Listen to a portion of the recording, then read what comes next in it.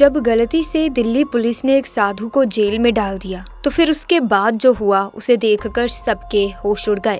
जरा सोचिए कि एक साधु जो लोगों की मदद करने आया था उसे बिना किसी वजह के गिरफ्तार कर लिया गया। 3 घंटे बाद पुलिस को समझ में आया कि उन्होंने कितनी बड़ी गलती की है और फिर जो हुआ उसे सुनकर आप भी हैरान रह जाएंगे। सो आइए जानते हैं इस कहानी के बारे में विस्तार से। लेकिन उससे पहले अगर आप हमारे चैनल पर पहली बार आए हैं और चैनल को अभी तक सब्सक्राइब नहीं किया तो जल्दी से चैनल को सब्सक्राइब करके बेल आइकन को प्रेस कर लीजिए ताकि नए वीडियोस की अपडेट आपको मिलती रहे। दोस्तों, ये घटना दिल्ली के रोहिणी की है। एक रात करीब 2 बजे 2 लोगों ने मिलकर एक लड़की को सुनसान सड़क पर अकेले लूट लिया और उसे बुरी तरह से जख्मी कर दिया। उस समय पुलिस की एक टीम गश्त पर थी। जब पुलिस वहां पहुंची तो चोर डरकर चोरी का सामान और घायल लड़की को वहीं छोड़कर भाग गए। उसी समय एक साधु वहां से गुजर रहा था। उसने उस लड़की को देखा और उसे सांत्वना दी, यानी कि उसे भरोसा दिया कि बेटी घबराओ मत, तुम जल्दी ठीक हो जाओगी। लेकिन जब पुलिस की गाड़ी घटनास्थल पर पहुंची तो पुलिस वालों ने उस साधु पर शक कर लिया और उस साधु को हिरासत में ले लिया। पुलिस ने उस लड़की को नजदीकी हॉस्पिटल में भर्ती कराया। घटना के वक्त वहां मौजूद होने के कारण साधु को जेल में डाल दिया गया।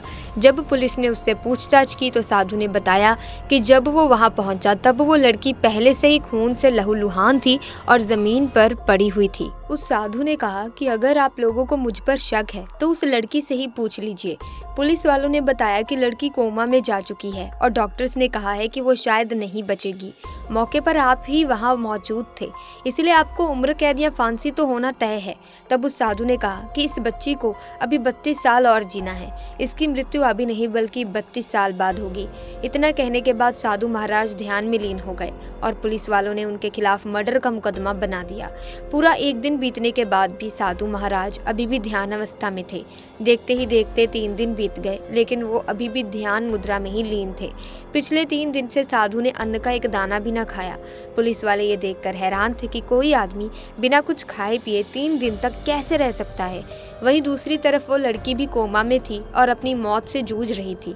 उस घटना को लगभग 3 दिन बीत चुके थे, लेकिन अगले ही दिन पुलिस थाने में एक ऐसा चमत्कार हुआ जिसे देखकर सबके रोंगटे खड़े हो गए।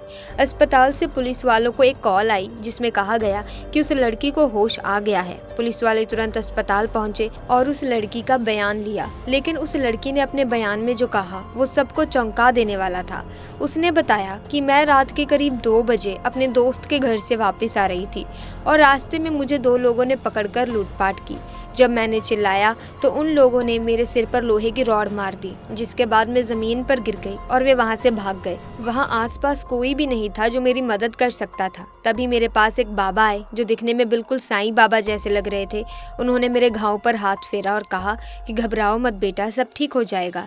अचानक से मैं बेहोश हो गई और जब मेरी आंखें खुली तो मैंने खुद को हॉस्पिटल में पाया। लेकिन अब ये बात पुलिस वालों को समझ लगी कि उस साधु को बंद करके उन्होंने बहुत बड़ी गलती कर दी है। पुलिस वाले जैसे ही थाने पहुंचे तो उनके होश उड़ गए, क्योंकि वो बाबा पुलिस स्टेशन से गायब थे।